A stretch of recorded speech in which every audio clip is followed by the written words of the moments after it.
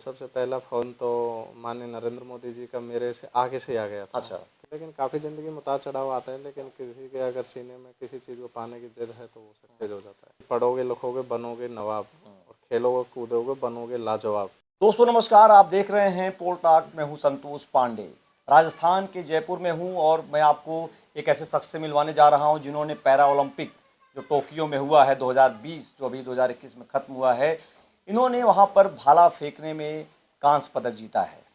और इन्होंने जब पहली बार भारत में ये बात हो रही थी उस समय की कौन दिलाएगा पहला पदक, तो इन्हीं ने दिलाया। मैं आपसे मिलवाने जा रहा हूँ सुंदर गुज्जर से, जो राजस्थान के जयपुर में है इस समय, और इन्होंने देश का नाम ऊंचा किया। देश का नाम इसलिए ऊंचा किया क्योंकि उस समय पहला पदक था देश के लिए जब इन्होंने दिलाया। और इनसे उन सारी बातों पर आज हम चर्चा करेंगे कि किस तरीके से एक पैरा ओलंपिक खिलाड़ी को चैलेंज होता है। इतना आसान नहीं होता है भाला फेंकना और ओलंपिक में जाना, वहाँ पर पदक लेकर के आना, और देश में जिस तरीके का एक जोश बनता है। सुंदर जी, आपका पोल टॉक पर स्वागत है। सबसे पहले तो मैं आपको धन्यवाद देना चाहता हूँ। हाँ, एक चीज़ ये है कि आप पैरा ओलंपिक खिलाड़ी हैं। आपने तमाम मेडल्स जीते, नेशनल जीते, ओलंपिक में आपने कांस्य पदक दिलाया। जब आप ओलंपिक जा रहे थे उस समय ये चर्चा चल रही थी कि देश के प्रधानमंत्री नरेंद्र मोदी ने तमाम खिलाड़ियों से बातचीत की, उनका हौसला अफजाई किया, आपसे भी बातचीत हुई होगी। जी, जी, उस जी। समय क्या लगा था कि हम इस बार क्या लेकर के लौटेंगे? बिल्कुल डेफ़िनेटली इस बार जब ओलंपिक्स हुए थे, फिनिश हुए थे और पैरालंपिक्स की जब तैयारियां हो रही थी, तो माननीय श्री नरेंद्र मोदी जी ने भी खिलाड़ियों से फ़ोन पे बातें की थी, वीडियो कॉन्फ्रेंस पे बातें की थी। तो उन्होंने सारे खिलाड़ियों का हौसला हौसला उत्साह किया, हौसला वो बढ़ाया। तो इसमें कहीं न कहीं खिलाड़ियों को जब एक देश का प्रधानमंत्री सपोर्ट कर रहा होता है, तो वो ऐसा लगता है कि हमारे पीछे पूरा देश खड़ा है। तो उस टाइम सारे खिलाड़ी मोटिवेट होते हैं और सारे खिलाड़ियों के दिमाग में यही था कि इस बार हमें मेडल जीत के लाने हैं, क्योंकि 2016 पैरालंपिक्स के अंदर हमने 4 मेडल जीते थे। लेकिन इस बार हमारे खिलाड़ियों ने जो आज तक के इतिहास में जितने मेडल नहीं जीते, उतने मेडल हम 2020 ओलंपिक में जीत के आए हैं। हमारे 19 मेडल पैरालंपिक्स गेम्स के अंदर जीते थे। तो इसमें कहीं न कहीं गवर्नमेंट का भी पूरा सपोर्ट रहा है, और अपनी पीसीआई पैरालंपिक कमेटी का भी पूरा सपोर्ट रहा है, अपने कोचों का भी पूरा सपोर्ट रहा है, इसलिए इतने मेडल जीतने। सुंदर जी, एक चीज़ और जानना चाहूँगा। आप थोड़ा इस खेल से हटते हैं हम, क्योंकि लगातार आपके बारे में लोगों ने पढ़ा समझा। पढ़ाई लिखाई का कहा जाता है कि पढ़ोगे लिखोगे कुछ और खेलोगे कूदोगे बनोगे महान। एक जो नज़रिया होता है इसके तमाम अर्थ निकाले जाते हैं। ये मैं इसलिए कह रहा हूँ कि बहुत इसके बिल्कुल इस तमाम, मैटर को आपका क्या रहा इस पे? बिल्कुल मैं बताना चाहूँगा, क्योंकि जब मैंने स्पोर्ट स्टार्ट किया था मेरे गांव से, तब भी गांव वाले ये कहते थे कि खेल में कुछ नहीं रखा है, खेल में क्या लेगा। और क्योंकि हमारे क्षेत्र की साइड खेल को लोग जानते भी कम है, अब तो सारी दुनिया जानने लग गई। लेकिन आज राजस्थान की अगर खेलों की दशा बदली है, तो मैं इसका धन्यवाद क्रेडिट अगर देना चाहता हूँ तो माननीय श्री अशोक गहलोत और अशोक चांदना जी का देना चाहता हूँ, क्योंकि अब से पहले राजस्थान के अंदर स्पोर्ट्स के अंदर कोई इतनी बड़ी नौकरी नहीं लगा था। ओलंपिक्स पैरालंपिक्स या Asian games Commonwealth world championship किसी में भी मेडल जीतेंगे तो हम सीधे फर्स्ट ग्रेड में डीएसपी आरएएस आरपीए ये बनेंगे, आरएफएस। और इंटरनेशनल छोटे शेप गेम एशियन चैंपियनशिप में जीतेंगे तो हम सेकंड ग्रेड की नौकरी, और नेशनल में मेडल जीतोगे अगर चाहे पैरालंपिक पैरा नेशनल हो चाहे नेशनल हो, उसमें हमें थर्ड ग्रेड की नौकरी आउट ऑफ टर्न के तहत मिलेगी। और नेशनल पार्टिसिपेट वालों को 2% कोटा किया है। ऐसा करने वाली हमारी हिंदुस्तान की पहली गवर्नमेंट है, राजस्थान गवर्नमेंट। हमारे माननीय अशोक चांदना जी ने भी ये नारा दिया था अभी खेल हमारे स्टेट खेल हुए थे तब, कि पढ़ोगे लिखोगे बनोगे नवाब, और खेलोगे कूदोगे बनोगे लाजवाब। तो आज ऐसा सिद्ध हो रहा है, क्योंकि हमारे पैरालंपिक्स के अंदर 5 मेडल आज राजस्थान ने जीते हैं। ये कहीं न कहीं अपनी गवर्नमेंट का सपोर्ट की वजह से ही ये हमने जीत पाए। अब जो लोग नहीं जानते होंगे उनके लिए बता देते हैं कि सुंदर जी जो है करौली से आते हैं। करौली एक आप कहिए जयपुर से बहुत दूर है। बहुत कम लोग करौली को जानते भी होंगे। उस इलाके में जब आपने मेडल लाया, तमाम, चूँकि आप अर्जुन अवार्डी भी हैं, महाराणा प्रताप अवार्ड भी आपको मिल चुका है, आप नेशनल गेम्स में जीत चुके हैं, उस समय लोगों के मन में रहा होगा कि खेल हैं, खेलते हैं। जब आपने पैरा ओलंपिक्स में मेडल लाया और ये बात गई कि वहाँ आपको सर्विस में रखा गया और आपके पास इतने इस तरह से मीडिया में चीज़ें चल रही थी, उसका क्या असर देख पाया आपने? बिल्कुल, जो पहले लोग जो अलग नज़रिए से देखते थे, अब उनका नज़रिया ही चेंज हो गया है। अब हर इंसान ये बोलता है कि हम भी हमारे बच्चों को खिलाएँगे। तो कम से कम 1000 फ़ोन तो मेरे पास आते हैं कि भैया हमें किस गेम में डालना चाहिए, कैसे डालना चाहिए। तो कहीं न कहीं खेल का एक क्रेज़ बढ़ा है, क्योंकि खेल से सबसे बड़ी बात तो मैं ये बताता हूँ कि आदमी एक मेंटली फिट, फिजिकली फिट, और गवर्नमेंट जॉब भी दे रही है, तो क्यों ना हम खेल ही करें। क्योंकि हमें जॉब, अगर पढ़ाई करेंगे तो भी जॉब मिलेगी, लेकिन इसमें खेल के साथ साथ जॉब तो मिल ही रही है, लेकिन सबसे बड़ी बात है कि हम खुद फिजिकली फिट हो रहे हैं। ये खेल की बातें हुई और इनके गांव की बात हो गई। और हम बात करते हैं सुंदर जी, जब आपने वहाँ मेडल जीता और ये सबसे पहली बार आपने किसको फ़ोन करके बताया होगा? हालांकि लोगों ने देख लिया था, आपके मन में रहा होगा कि हम सबसे पहले फ़ोन करें, या बताएं क्या रहा, मतलब उसमें दौरान क्या था, सिचुएशन क्या बिल्कुल, थी? सबसे पहला फ़ोन तो माननीय नरेंद्र मोदी जी का मेरे से आगे से ही आ गया था। अच्छा। क्योंकि जैसे हम मेडल जीत के स्टेडियम के बाहर भी नहीं निकले थे, ग्राउंड के बाहर, उससे पहले तो पीएम साहब का फ़ोन आ गया था। तो सबसे पहले बधाई तो पीएम साहब ने दी थी और मैंने उनको बहुत बहुत धन्यवाद दिया था। लेकिन उसके बाद मैंने मेरे परिवार घर वालों को बताया था, क्योंकि कोच साहब तो मेरे ऑलरेडी साथ में थे ही। तो उसके बाद घर वालों को, मेरे दोस्तों को बताया। अच्छा, एक चीज़ और है, ये इतना आसान नहीं होता है। आप 2000, मैं आपको उस मैटर पे फिर आऊँगा। ये जो एक लंबा सफ़र होता है ओलंपिक में जाने का, 4 साल का लगभग, आप एक 16 में नहीं कर पाए, फिर 20 में आप गए, जो टोक्यो ओलंपिक में गए जी, आप, जी। रियो में नहीं हो पाए सफल। जो 4-5 सालों का जो दौर होता है, लोगों को लगता है कि बस खिलाड़ी उसी समय आता है और फिर वो जाता है वहाँ खेल के चला आता है। थोड़ा सा उसके बारे में बताइए, कितना बड़ा एक संघर्ष होता है जो खेल नहीं, का। नहीं, नहीं, नहीं। खिलाड़ी का संघर्ष मैं बताता हूँ कि संघर्ष तो हर इंसान की लाइफ में लिखा हम्म, हुआ है। हम्म, लेकिन अगर जो जो कोई इंसान जिद ठान लेता है हम्म, अपनी सक्सेस की, अपने हम्म, टारगेट की, हम्म, तो कोई भी फील्ड हो, चाहे वो हम्म, राजनीति हो, चाहे पढ़ाई हो, चाहे हम्म, खेल हो, अगर जिद जिसके अंदर है किसी हम्म, चीज़ को पाने की, उसके अंदर आग कितनी है किसी चीज़ को पाने की, हम्म, अगर वो उसके अंदर है तो वो सक्सेस हो जाता है। ऐसा ही लंबा कैरियर एक मेरा भी रहा है। मैं 2008 से स्पोर्ट स्टार्ट कर रहा हूँ, आज 2021 चल रहा है। हम्म, लगभग 13-14 साल मुझे हो गए गेम करते हम्म, हुए।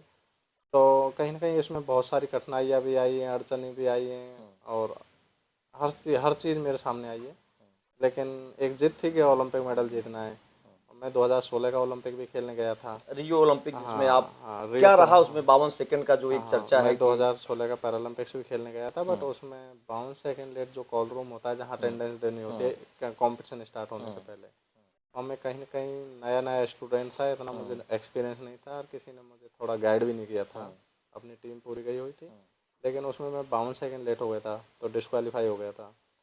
उस टाइम मैं काफ़ी टूट चुका था, नर्वस हो चुका था कि एक ओलंपिक्स का मैं सबसे, अपने आप को सबसे बड़ा दावेदार मानता था। उस समय। हाँ, क्योंकि वर्ल्ड रिकॉर्ड 62 का था, मैं 70 प्लस जेवलिन हम्म, मार रहा था। हम्म, लेकिन वो जब ओलंपिक में हुआ था, तो मैं उससे इतना डाउन आ गया था कि मैं काफ़ी नर्वस हो गया, हताश हो गया कि अब मैं सोच लिया मुझे गेम नहीं करना। लेकिन फिर से मुझे मोटिवेट किया मेरे दोस्तों ने, मेरे अच्छा, हाँ, कोच ने। वही चीज़, कई बार ऐसा होता है कि एक अटेम्प्ट के बाद लोग फ्रस्ट्रेट होने लगते हैं। हम्म। उस समय कौन लोग थे जो आपको फिर से बूस्ट किए कि नहीं, बिल्कुल। करना चाहिए? हाँ, ऐसा मन चिड़चिड़ा, कोई बात बताए तो गुस्सा आना, ऐसा होने लग गया था। हम्म, किसी को पसंद नहीं करना, किसी बातों को पसंद नहीं करना, हम्म, ग्राउंड पे नहीं जाना, तो ऐसा। लेकिन उसके बाद मेरे कोच महावीर सैनी जी, मेरे दोस्त हैं हिम्मत सिंह गुर्जर, हम्म, देवेंद्र सिंह गुर्जर, शताब्दी अवस्थी मेरे, इन्होंने मुझे फिर से तैयार किया कि अगर तू रियल में हीरो है तो हम्म, दुनिया को दिखाना पड़ेगा। हम्म। तेरे मुंह से बोलने से नहीं होगा कि मैं तगड़ा था, दुनिया को वापस जवाब दे। मतलब खेल से हाँ, आपको दिखाना पड़ेगा, बिना बिल्कुल। उसके आप नहीं हो पाएगा। हाँ, तो वापस से मैंने तैयारी किया। उसके बाद में 2017 में भी वर्ल्ड चैंपियन बना, 2018 एशियन गेम्स में भी 2 मेडल जीते, 2019 में वर्ल्ड चैंपियन बना, 2020 में भी मेडल जीता, अर्जुन अवार्ड भी मिला। लेकिन ये सब मेरे दोस्तों की और मेरे कोच की वजह से हो पाया। पैरा ओलंपिक का नाम लेते ही लोगों के मन में एक सवाल आता है कि आपके पास कौन, मतलब क्या परेशानी रही होगी, या क्या है, कौन सा आपका, किस फील्ड से जा रहे हैं आप, आर्थो में हैं कि किस में हैं। तो वो एक जो आपके साथ दुर्घटना हुई 2015 में, आपका जी। एक हाथ हाँ, उसमें बिल्कुल। डिस्टर्ब हुआ, क्या थी लेकिन घटना वो? ऐसा था कि 2015 का दिन था, मैं स्पोर्ट्स पहले से ही करता था, और मैं जयपुर में रहता था, सवाई माऊ गुर्जर हॉस्टल में रहता था, वीर हम्म, विक्रम सिंह गुर्जर हम्म, छात्रावास में, हम्म, अपने मोती डूंगरी गणेश हम्म, मंदिर के पीछे हम्म, उधर रहते थे। संडे का दिन था, तो संडे के दिन स्टेडियम की भी छुट्टी हम्म, रहती है। हम्म, तो मैं मेरे दोस्त के वहाँ घूमने चला गया, तो वहाँ पे हम्म, मकान का काम चल रहा था, तो वहाँ पे क्या है, वो लोहे की चद्दरें उतार रहे थे, हम्म, तो मैंने भी उसमें उतरवाने चढ़ गया था, तो वो एक लोहे की चद्दर गिरने से मेरा हाथ कट चुका था। लेकिन उस टाइम भी मैं काफ़ी डिप्रेशन में आ गया, क्योंकि मेरा सपना था आर्मी में जाने का। अच्छा। हाँ, और मैं खेल कोटे से आर्मी में मैं ट्रायल भी दिया था, मेरा हम्म, सिलेक्शन भी लगभग हुआ हम्म, था। लेकिन मैं जा नहीं पाया था, उससे पहले एक्सीडेंट हो गया। लेकिन फिर उससे मैं 2-4 महीने डिस्टर्ब रहा, लेकिन फिर से मुझे दोस्तों ने समझाया कि अब हो गया जो तो हो गया, आगे क्या करना है वो सोच। फिर वापस से ओलंपिक पैरालंपिक्स का झटका लग गया। लेकिन काफ़ी ज़िंदगी में उतार चढ़ाव आता है, लेकिन किसी के अगर सीने में किसी चीज़ को पाने की जिद है तो वो सक्सेस हो जाता है। एक चीज़ और जानना चाहेंगे, 2015 में जब आपके साथ घटना हुई उसके पहले आपने मेडल या कोई स्पोर्ट्स में जीता हो? जी बिल्कुल, जी। मैं उससे पहले भी कई मेडल जीत चुका था। मेरे जूनियर सीनियर उसमें स्कूली नेशनल में अंडर 14 में मेडल था, अंडर 17 में मेडल था, जूनियर में जूनियर फेडरेशन कप में मेडल था, अंडर 20 में, 18 में मेडल था, 17 में मेडल थे, मेरे सारे मेडल थे। लेकिन मैं सीनियर में आया था, उससे पहले मेरा एक्सीडेंट हो गया था। जूनियर में मेरे सब में मेडल थे। नीरज चोपड़ा ने जब भाला फेंका, भाला फेंकने में उन्होंने गोल्ड मेडल दिलाया देश को, तो बड़ी चर्चा हुई भाला फेंकने का, आप भी भाला फेंकने में ही बिल्कुल, ले आज आए। नीरज चोपड़ा की बात कही है। नीरज चोपड़ा भी मेरे बैच के हैं। मेरे साथ हम एक साथ कंपटीशन खेले हुए हैं। जब मैं जनरल में खेलता था, नीरज चोपड़ा हमारे साथ, हम जूनियर इंडिया कैंप में भी साथ साथ रहे हुए हैं सोनीपत। और आज जेवलिन की बात हम करें तो आज हमारा हिंदुस्तान जेवलिन को वर्ल्ड लेवल की लीड दे रहा है। क्योंकि अगर पैरालंपिक्स की बात करें तो गोल्ड मेडल नीरज चोपड़ा जीत चुका है। अगर पैरालंपिक्स की बात करें तो हमारे सुमित सुमित जी हैं। सुमित ने भी 64 कैटेगरी में गोल्ड मेडल जीता है। देवेंद्र का भी मेडल है, मेरा भी मेडल है। तो हम चार चार मेडल जेवलिन के अंदर जीत रहे हैं देश के लिए। तो कहीं ना कहीं आज हमारा देश के में जेवलिन की चर्चा बहुत हो रही है। हर इंसान के, हर लड़के के मुंह से मैं भाला सुनता हूँ आज के टाइम हाँ, वो भाला वाली चर्चा हो रही है। अच्छा, क्या इतना बहुत आसान होता है क्या? भाला लिया और आपने फेंक दिया, उसकी एक थोड़ा सा प्रैक्टिस बताइए, कितना कठिन होता है वो? नहीं नहीं, आसान तो इस लाइफ में कुछ भी नहीं है। खाना खाना भी आसान नहीं है। पहले बनाना पड़ता है, फिर खाना पड़ता है। तो आसान कुछ नहीं है। उसके लिए हार्ड वर्क करना पड़ता है। दुनिया को सिर्फ सफलता दिखती है, लेकिन उसके पीछे का हाँ, संघर्ष उसके नहीं पीछे दिखता। संघर्ष लोगों को लग रहा है कि हाँ देश में एक तरह भाला फेंकने की जिस तरह से हाँ। खिलाड़ियों ने जिस तरह से मेडल दिलाया है, तो क्या और जो खेल हो रहे थे, जो भारत तरफ जो लोग और शामिल हुए, उस पर क्या असर पड़ रहा है? क्या लोगों का उधर रुझान कम होगा? आप नहीं नहीं नहीं, पहले की बजाय खेलों को अब ज़्यादा सपोर्ट मिलने लगा है। क्योंकि इसके अंदर पीछे हमारे मीडिया का भी बहुत सपोर्ट रहा है। माननीय प्रधानमंत्री जी का भी बहुत सपोर्ट रहा है। पहले क्या है, दुनिया क्रिकेट ही क्रिकेट को बहुत ज़्यादा देखती थी। मैं क्रिकेट की बुराई नहीं कर रहा हूँ, बट मैं अपने कंट्री की सोच बता रहा हूँ। क्रिकेट की तरफ ध्यान देता था, लेकिन इस ओलंपिक्स पैरालंपिक्स के अंदर हमारे देश की दुनिया का खेल ओलंपिक्स और पैरालंपिक्स की तरफ भी काफ़ी बड़ा है। अच्छा, एक चीज़ हम लोग बचपन में क्रिकेट कमेंट्री सुनते बड़े हुए, लगातार ये तक क्रिकेट ही खेल है जैसा आप बता रहे हैं। उस दौरान जब आप 2008 से बता रहे हैं लगातार काम कर रहे हैं इसमें, उस दौरान लगता रहा होगा कि यार हमें कब मौका मिलेगा या हमारा कब नाम आएगा? इस तरह की बातें होती रहती हैं जो जो जिद करके चलता रहता है। बिल्कुल। अब क्रिकेट की बात रही तो क्रिकेट तो मैं ये बताता हूँ, ज़्यादा से ज़्यादा 14-15 कंट्रियाँ क्रिकेट खेलती हैं, 20 खेल लेती होंगी। लेकिन अगर ओलंपिक्स की बात हुई तो 200 कंट्रियाँ ओलंपिक्स 206 कंट्रियाँ ओलंपिक्स के अंदर पार्टिसिपेट करती हैं। तो मैं क्रिकेट की तुलना तो ओलंपिक्स से नहीं कर सकता, क्योंकि ओलंपिक्स खेलों का महाकुंभ है। वो ऑल वर्ल्ड का टूर्नामेंट होता है, उसमें 206 कंट्रियाँ पार्टिसिपेट करती हैं। अगर उसके अंदर कोई मेडल जीत के आता है तो मैं उसे महान, क्या वो दुनिया का सबसे बड़ा हाँ, खिलाड़ी सबसे होता है। महान है। एक हाँ। चीज़ और है, लगातार ये चर्चा हो रही है कि राजस्थान के ही खिलाड़ियों ने मेडल जीता है ज़्यादा पैरा ओलंपिक्स में। क्या आपको लगता है कि और भी स्टेट्स जो हैं उनमें क्या रह जा रहा है, कमी कहाँ रह जा रही है? बिल्कुल, आज 19 मेडल पैरालंपिक्स के अंदर जीते हैं, उनमें से 5 मेडल अपने राजस्थान के हैं। तो कहीं ना कहीं इसके पीछे हमारी गवर्नमेंट का बहुत सपोर्ट रहा है। अब खेलने की तरफ आए, पढ़ाई लिखाई में बहुत ज़्यादा समय नहीं दे पाए। क्या म्यूजिक जो गाना है, जैसे वो कहते हैं बहुत स्ट्रेस हो जाता है, कई बार चीज़ों तनाव होता है, क्या करते होंगे उस दौरान आप? क्या सुनते होंगे? बिल्कुल, जब आदमी, मैं थोड़ा ऐसा रहता हूँ, डिस्टर्ब रहता हूँ, तो ज़्यादातर तो मैं मोटिवेशनल वीडियो देखता हूँ। अच्छा। बिल्कुल, और दोस्तों से बात करता हूँ। जो एक दो दोस्त ऐसे होते हैं लाइफ में, जैसे हर बातें शेयर करते हैं। गाना कोई आपको याद आता हो कि यार ये गाना गा लिया जाए इस समय?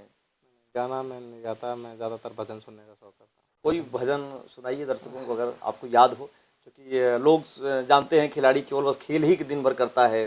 तमाम खिलाड़ी ऐसे हैं जो गाना भी गाते रहते हैं, क्रिकेट के हैं, वॉलीबॉल के हैं, बहुत मस्ती करते रहते हैं, थोड़ा बहुत कभी कभी उनका आता रहता है, जैसे शिखर धवन का है, इन लोग आता है। आपके मन में जो भजन आप बता रहे हैं आपको बड़ा अच्छा लगता है, कुछ याद हो एक दो लाइन? हूँ। कोई नहीं, लाइन तो मुझे याद नहीं, लेकिन मैं भजन सुनने का अच्छा, शौक भजन करता सुनते हूँ। हैं। बिल्कुल भजन सुनते हैं, उससे थोड़ा सा मोटिवेशनल हो जाते बिल्कुल होंगे कि बिल्कुल। दिमाग जो है स्थिर होता ईश्वर होगा। को प्रति आस्था रखता हूँ, उनको याद करता रहता हूँ बस।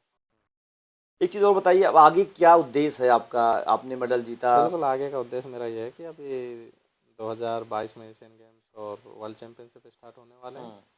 उनमें अच्छी मेहनत करेंगे और कोशिश करेंगे कि वहाँ पे अपना अच्छा परफॉर्मेंस करें, अच्छे रिजल्ट दें।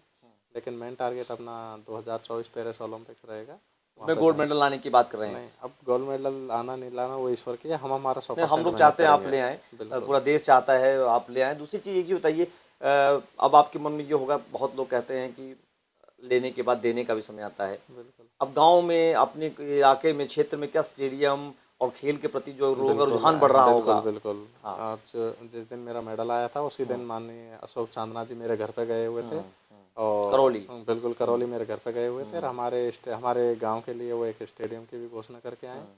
और माननीय राजौरिया जी जो हमारे सांसद हैं करौली धौलपुर के, उन्होंने भी स्टेडियम के लिए बोला है। अब देखो वो स्टेडियम कब तक बन पाता है, लेकिन घोषणा उन दोनों लोगों ने की है। स्टेडियम बनेगा, खेल का माहौल बनेगा और बिल्कुल आप चाहेंगे कि और भी लोग आएं। बिल्कुल तो बिल्कुल जेवेलिन जो एक स्पोर्ट्स में है, बहुत कम लोग भाला फेंकने के बारे में जानते रहे होंगे। ये हमारे जो पीछे फोटो है बगल में, ये सुंदर की ही फोटो है। कब की फोटो है ये? ये 2016 पैरालंपिक से हाँ, पहले की ये फोटो है। पैरालंपिक्स 2016 की फोटो है और अब सुंदर हमारे सामने है। तो दोस्तों इस तरीके के जो एक खेल को लेकर के लोग मतलब रुझान होता है कि बस खेल में केवल बस जो है खेल ही होता है, और वहाँ जो संघर्ष होता है लोगों को नहीं दिखता है। मेडल जब आता है और सब तमाम सारी बातें होती हैं। हमारे साथ हैं सुंदर गुजर जो इसमें बता रहे हैं, और इन्होंने इस बार टोक्यो पैरालंपिक 2020 में इन्होंने कांस्य पदक जीता, और जब इन्होंने जीता था सबसे पहला पदक इन्हीं का था उस समय भारत में।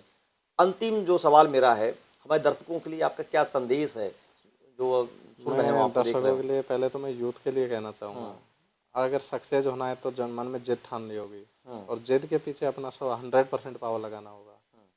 असफलताएं मिलती रहती हैं। अगर आप असफल एक बार हो गए तो उसमें कमी देखिए कि आपके अंदर क्या कमी रही, और उस कमी को लेकर के उसको अगली बार से उस पर डबल पावर के साथ काम कीजिए। गारंटी देता हूँ कि एक बार में नहीं तो दूसरी बार में सफलता जरूर मिलेगी, लेकिन सफलता जब तक नहीं मिले तब तक छोड़ो ही मत। नहीं, उसमें पारिवारिक पृष्ठभूमि कभी कई बार आ जाती है, परिवार के लोग सपोर्ट नहीं कर पाते या कर नहीं बिल्कुल पाते, करना परिवार के चाहते। सपोर्ट नहीं कर पाते हैं, लेकिन जो वो कहते हैं कि ना करने वालों को हजार बहाने मिल जाएंगे कि मैं गरीब था, मेरे परिवार ने सपोर्ट नहीं किया, या मेरे कुछ नहीं हुआ। लेकिन जो करने वाला इंसान होगा, अगर उसके अंदर जिद होगी तो हजार ना ऑप्शन होते हुए भी वो कोई एक ऐसा ऑप्शन देख लेगा जिसमें वो कर जाएगा। क्योंकि जिद्दी आदमी ही इतिहास बनाता है। जरूरी नहीं कि क्लास में सामने की सीट पर बैठने वाला ही टॉपर होता है, पीछे की सीट पर भी टॉपर आता है। जैसे आपने सुना किस तरीके से सुंदर जी ने बताया कि भाला फेंकने में जो एक चैलेंज होता है, और उन्होंने अपनी सारी जर्नी बताई, कैसे पढ़ाई के बाद नौकरी और फिर खेल, और उसके बाद समाज, अब देश की बात हो रही है। इनका कहना है कि जो इसके बाद पैरालंपिक्स होगा उसमें हम, इनका कहना है और हम लोग का भी ये सबकी ये चाहत है कि ये गोल्ड मेडल लेकर के आएँ, देश का नाम ऊँचा हो। और लगातार इनसे हमने प्रयास किया कि वो सारी बातें बताएं जो आपने इनके बारे में कहीं अभी न सुनी होगी, न पढ़ी होगी, न देखी होगी। तो सुंदर जी, आपने आज एक बहुत ही अच्छे बातों को बताया, जो बातें हम लोग खुद नहीं पढ़ पाए थे कहीं, आपकी कई सारी चीज़ों को लेकर के आपने बहुत काम किया है। लंबा एक आपका कैरियर रहा है। आपने समय दिया, इसके लिए बहुत बहुत धन्यवाद। बहुत बहुत थैंक यू सर, धन्यवाद।